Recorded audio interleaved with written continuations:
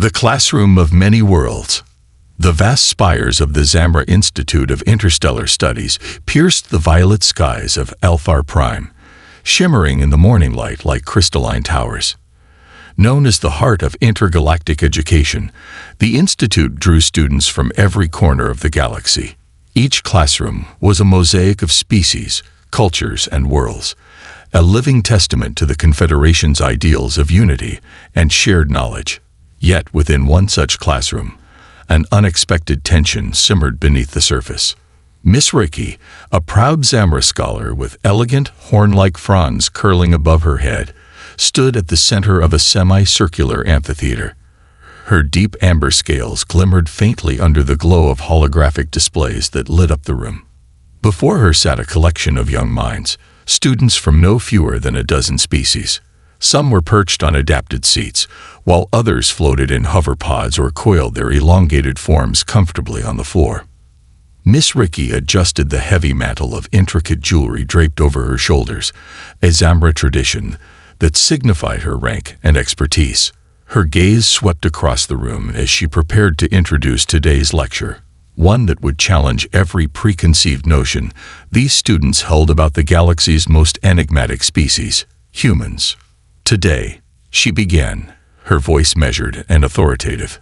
We discuss a world unlike any other, a world that the Confederation classifies as a Deathworld. Her fronds twitched slightly, a sign of restrained excitement. That world is Earth. A murmur rippled through the room. The term Deathworld carried weight, a label reserved for planets so hostile that survival seemed impossible. Most students had read the term in passing, but few truly grasped its meaning. A Ural student, covered in soft, silvery fur, leaned back in her seat with a smirk. Her bright blue eyes twinkled mischievously. Deathworld. Isn't that just a fancy way of saying humans like to exaggerate?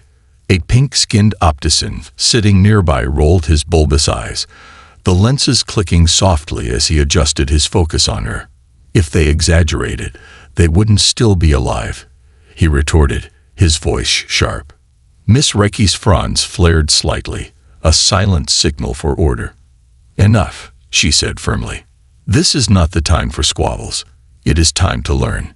She tapped a talon against her desk, activating the holographic display behind her. A rotating image of Earth appeared, a lush blue-green planet encased in swirling clouds.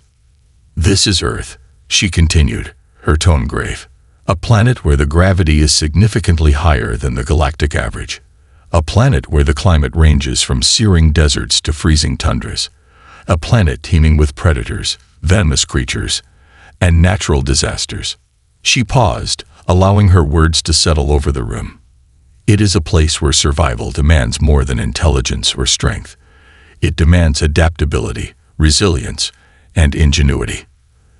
The Ural student, still balancing a stylus on her nose, raised a hand lazily. If it's so bad, why didn't they just leave? An excellent question, Mirak, Miss Ricky replied, her tone patient. But you must understand, leaving was not an option for much of human history. For millennia, they had no choice but to endure, to evolve, to overcome.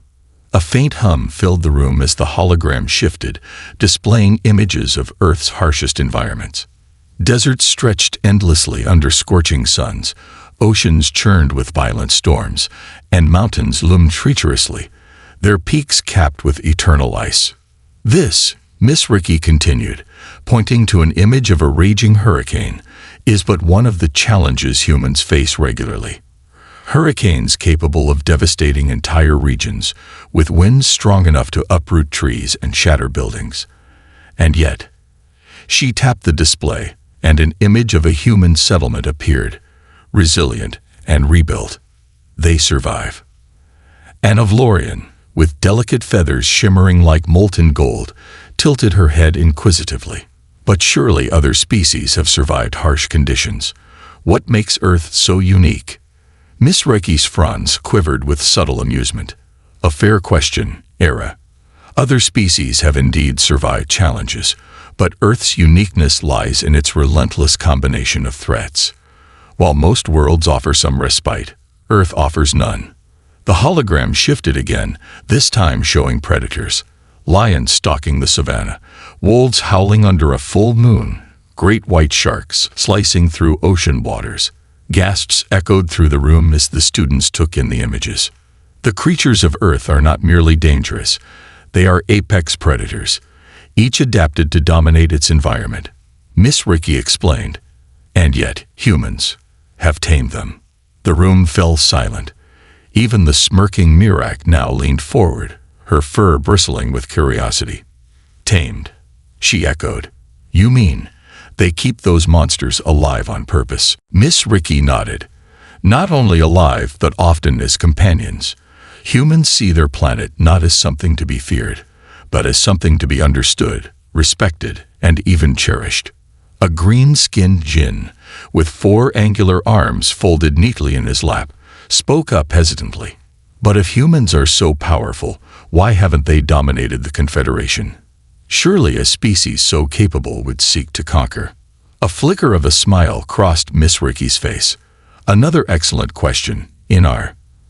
And the answer is perhaps the most fascinating aspect of humanity. Despite their capacity for war, humans are, above all, a social species. They form bonds not just with their own kind, but with others.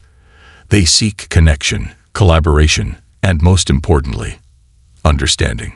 The display changed once more, showing images of humans interacting with other species, a scientist working alongside an opticien, a Ural, and a human laughing over a shared meal, a human child offering a flower to a towering gelatinous orer. They do not dominate because they do not see the galaxy as something to conquer, Miss Ricky continued. They see it as something to explore, to learn from, to share. The room fell into a contemplative silence. For the first time, the students truly began to grasp the depth of what they were learning. Earth was not just a death world. It was a crucible, one that had forged humanity into something extraordinary. Miss Ricky allowed the silence to linger before speaking again. This is only the beginning of our exploration into Earth's history and culture. Tomorrow, we will delve into their innovations, their conflicts, and the lessons they offer to the galaxy. She folded her hands, her fronds relaxing. Class dismissed. As the students filed out, their whispers filled the air.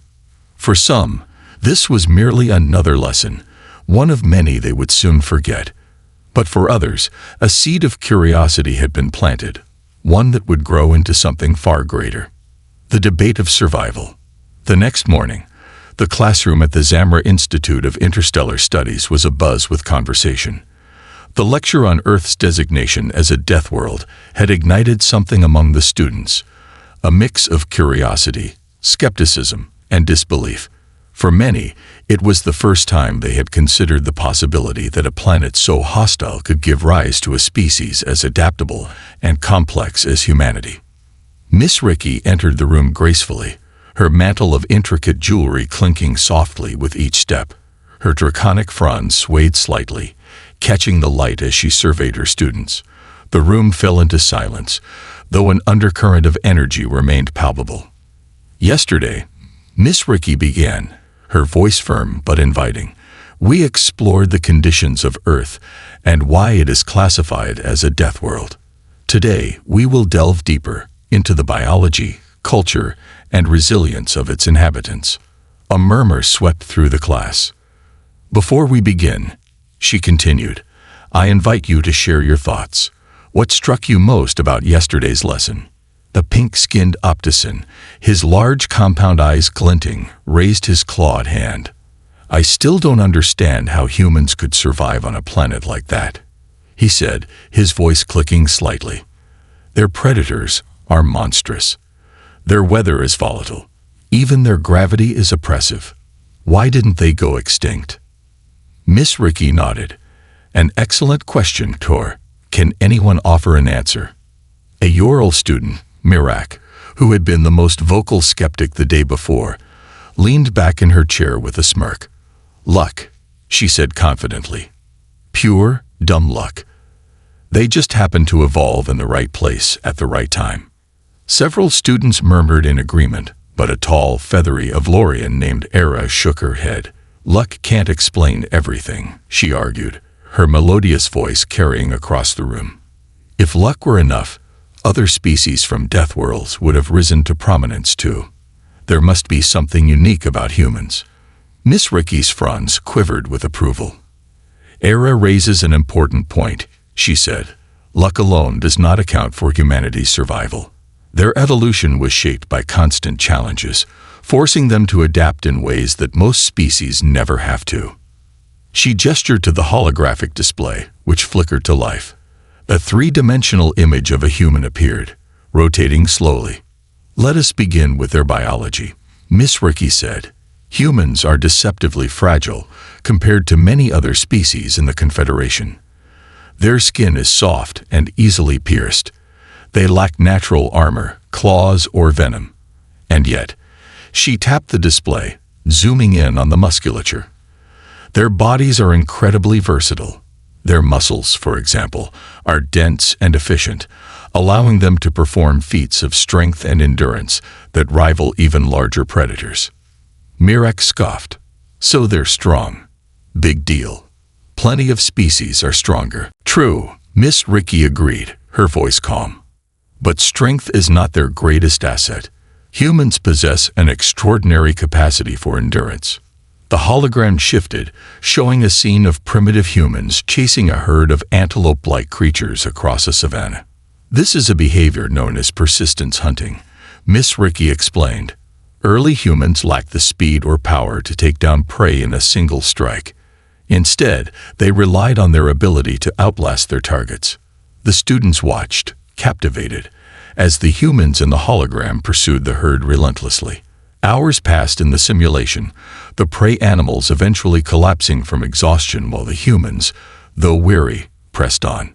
"They didn't just survive," an orange-scaled Carlin murmured, his voice filled with awe.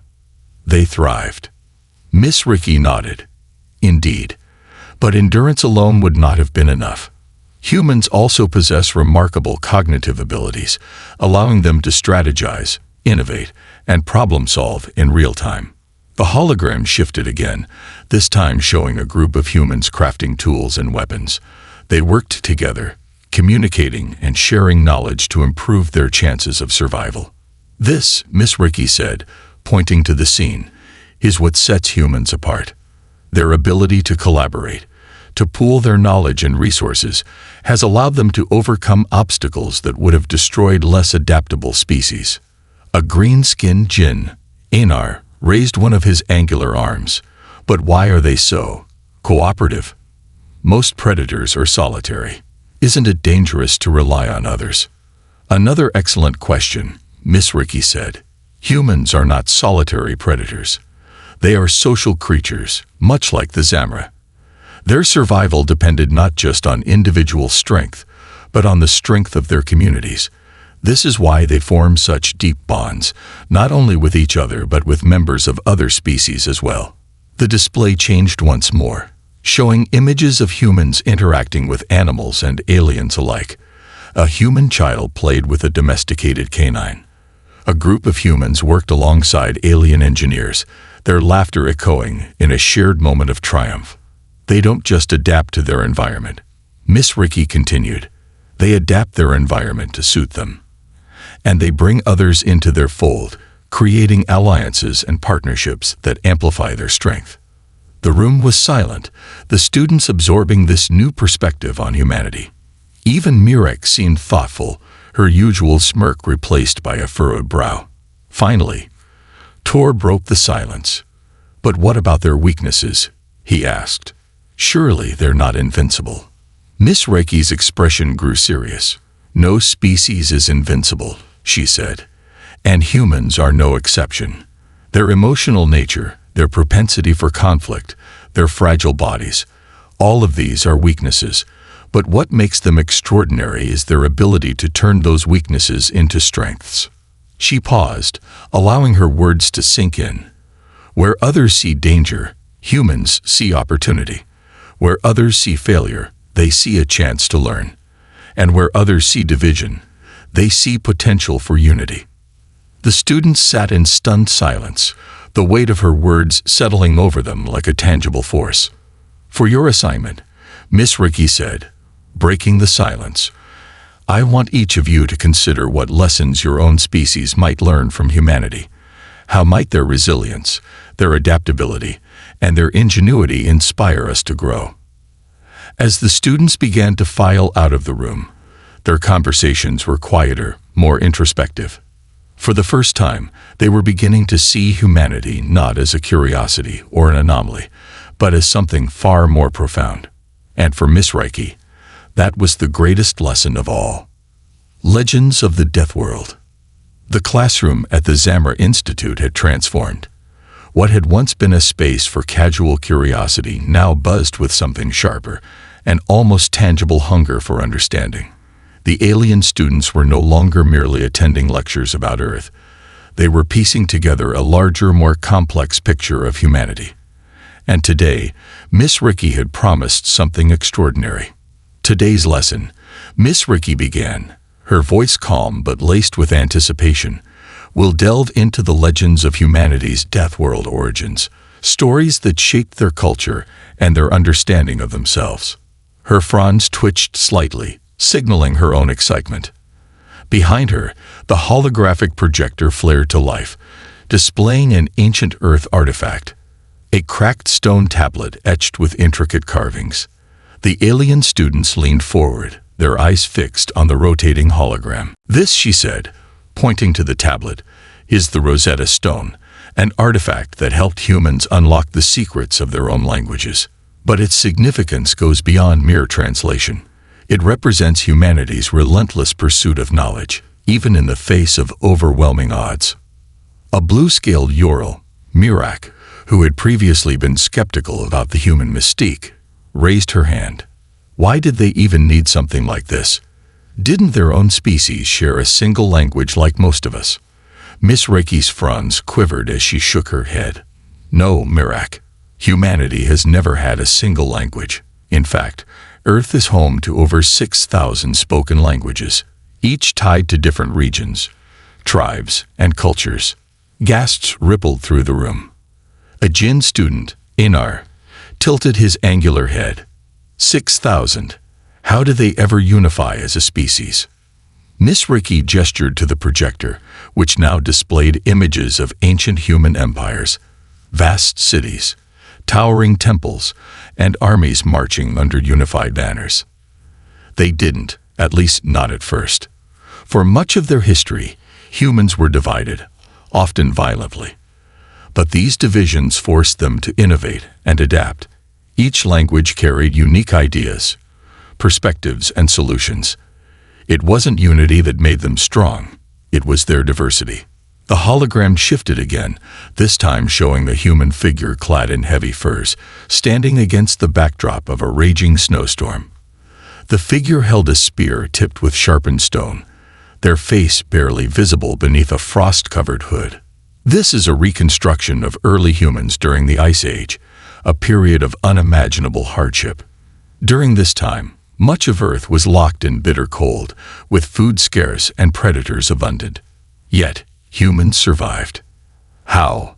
A feathery Avlorian named Era asked, her golden wings fluttering nervously. Surely such conditions would have wiped them out. Miss Ricky's gaze turned serious. They survived through ingenuity. Early humans learned to create shelters, harness fire, and even preserve food to last through the harshest winters. But more importantly, she paused, letting the tension build. They relied on each other. Their social bonds became their greatest strength. The hologram shifted again, showing an ancient cave painting.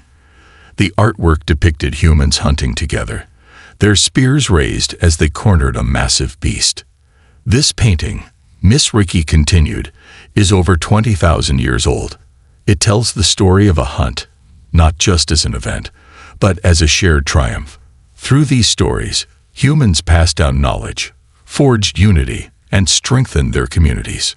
The students were silent, their skepticism giving way to awe. Even Mirak, who often scoffed at the idea of humans being extraordinary, seemed captivated. "Now," Miss Ricky said, her fronds curling slightly, let us explore one of humanity's greatest legends, one that speaks to their resilience and their defiance of impossible odds. The hologram dissolved, replaced by a new image, a vast wooden ship braving a violent ocean storm. The students leaned forward, their curiosity reignited. "This is the story of Noah's Ark," Miss Ricky explained. "According to human mythology, a great flood once threatened to destroy all life on Earth. But one man, Noah, was warned in advance. He built a massive vessel to save his family and pairs of every species on the planet. A pink-skinned optician tilted his head, his compound eyes clicking softly. "Wait, this isn't a historical event. It's a story." "Correct," Miss Ricky said, smiling. "But to humans, stories are just as important as history. They use them to teach lessons, inspire hope, and prepare for the unknown. The Ark represents their belief in perseverance, that even in the face of total annihilation, there is always a way to survive." The room was still as the students absorbed the tale. For species accustomed to logic and practicality, the idea of a story holding such power was a revelation. The hologram shifted again, this time showing a barren, rocky landscape.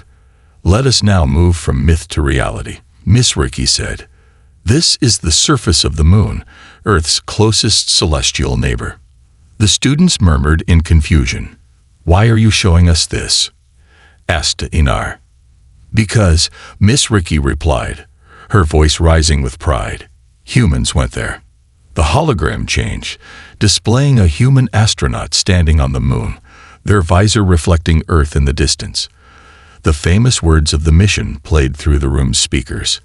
"That's one small step for man, one giant leap for mankind." The classroom erupted in stunned silence. A yellow-scaled Carlin, his thick tail twitching in disbelief, finally broke it.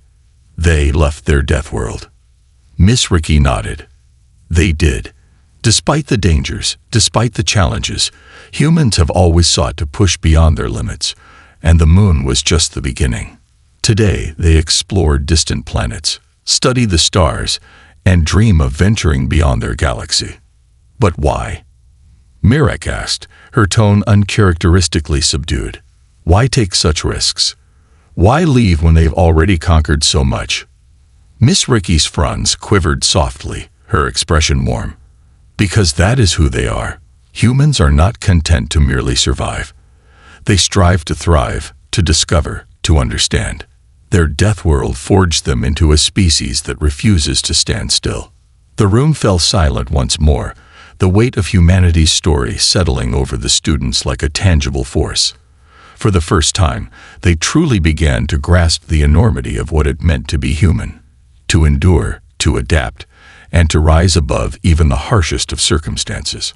"Tomorrow," Miss Ricky said, her voice soft but firm, "we will discuss humanity's flaws, their conflicts, their mistakes, and what the Confederation can learn from them." Class dismissed. As the students filed out, their conversations were quieter, more reflective. The skepticism and bravado that had characterized their earlier discussions were gone, replaced by something far deeper, respect. And for Miss Ricky, that was the greatest lesson of all. The flawed giants. The Zamra Institute's classroom felt heavier than usual as the students filed in for the next session. The air was thick with anticipation, the kind that comes after hearing stories that challenge long-held beliefs. Over the past few days, they had been introduced to humanity's extraordinary survival story, their resilience, their adaptability. But today was different. Today, Miss Ricky promised a discussion that would reveal not only humanity's strengths, but also their darkest flaws. Miss Ricky stood at the front of the room, her draconic fronds curling slightly as she observed her students. The usual light-hearted chatter was absent. Instead, there was a quiet intensity in their expressions. She adjusted her mantle of shimmering jewelry, a subtle sign of the seriousness of the lesson ahead. "Yesterday," she began, her voice steady, "we explored the resilience and ingenuity of humanity, their ability to survive and thrive in the face of unimaginable challenges. But as remarkable as they are, Humans are not without their flaws. In fact, some of their greatest strengths are also the source of their most profound weaknesses. The holographic projector activated, displaying an image of Earth from space. The planet glowed with serene beauty, its blue oceans and green landmasses a stark contrast to the dark void surrounding it. Yet, as the image zoomed in, it began to reveal scars. Massive deforested regions, polluted rivers, and sprawling cities shrouded in smog. This, Miss Ricky said, gesturing to the display, is one of humanity's greatest contradictions. They are deeply connected to their planet, yet they have also harmed it more than any other species has harmed its homeworld. A feathery Avlorian named Era raised her hand. Why would they harm the very world that shaped them? Miss Ricky's fronds twitched thoughtfully. It is not intentional, Era. Humanity's rapid advancements, technological, industrial, and societal, have come at a cost. Their ingenuity drives them to create and innovate, but it also blinds them to the consequences of their actions. For centuries, they pursued progress without understanding its impact on their environment. The hologram shifted, showing images of massive factories, overflowing landfills, and burning forests. The students murmured in disbelief. But Miss Ricky continued, her tone softening. Humans are also uniquely capable of recognizing their mistakes and striving to correct them. Over the past century, they have begun to repair the damage they've done, replanting forests, cleaning their oceans, and developing sustainable technologies. It is a slow process, but it reflects their capacity for growth and self-reflection. The pink-skinned optician, Tor, clicked his claws nervously. So, they're reckless, but they can learn. Exactly, Miss Ricky replied. Humans are not perfect, but their imperfections drive them to evolve, not just physically, but morally and intellectually. The hologram changed again, this time displaying scenes of war. Soldiers marched across desolate battlefields, cities lay in ruins, and civilians huddled in fear. The students recoiled at the imagery, their discomfort palpable. And then, Miss Ricky said, her voice heavy, there is this. Humanity's history is marked by conflict, wars that have claimed millions of lives, often for reasons as trivial as resources, pride, or ideological differences. A green-skinned jinn, Inar, raised one of his angular arms. If they are so social and cooperative, why do they fight each other so much? Miss Ricky sighed, her fronds drooping slightly. Because their strength, their passion, their drive, is also their greatest weakness. Humans feel deeply. They love fiercely, but they also hate with equal intensity. Their emotions, while a source of connection, can also lead to division and violence. The hologram displayed a timeline of major human conflicts, from ancient tribal skirmishes to modern global wars. The students watched in stunned silence as the timeline revealed humanity's capacity for both destruction and resilience. But Miss Ricky said, her voice firm, it is important to note that conflict is not the entirety of their story. For every war, there are countless acts of compassion and bravery. Humans have an unparalleled ability to unite in the face of adversity, to rebuild after devastation, and to learn from their mistakes. The hologram shifted once more, showing scenes of human progress. Scientists working together to cure diseases, volunteers delivering aid to disaster-stricken regions, and activists marching for justice. These moments, Miss Ricky continued, are what make humanity truly remarkable. They are flawed, yes, but they are also capable of profound good. Their ability to confront their imperfections and strive for better is what sets them apart. A blue-scaled Ural, Mirak, who had been skeptical of humanity from the start, raised her hand. But wouldn't it be easier if they just suppressed their emotions? If they didn't let their feelings drive them to such extremes? Miss Ricky's fronds quivered with amusement. Perhaps, but then they would no longer be human. Their emotions, both the light and the dark, are what fuel their creativity, their resilience, and their drive to explore and connect. Without them, they would lose the very essence of what makes them extraordinary. The students fell silent, the weight of Miss Reiki's words sinking in. Humanity, they realized, was not a species to be understood in simple terms. They were a paradox, a blend of brilliance and recklessness, compassion and violence, weakness and strength. For your assignment, Miss Reiki said, breaking the silence, I want you to consider this. What can your own species learn from humanity's flaws? How might their ability to confront and overcome their imperfections inspire us to grow? As the students filed out, their conversations were quieter, more introspective. For the first time, they began to see humanity not as a curiosity or an anomaly, but as a mirror, one that reflected both the best and worst of what it meant to be alive. Miss Reiki watched them go, her fronds curling slightly in satisfaction. The lesson was not just about understanding humanity, it was about understanding themselves. And for Miss Reiki, that was the most important lesson of all.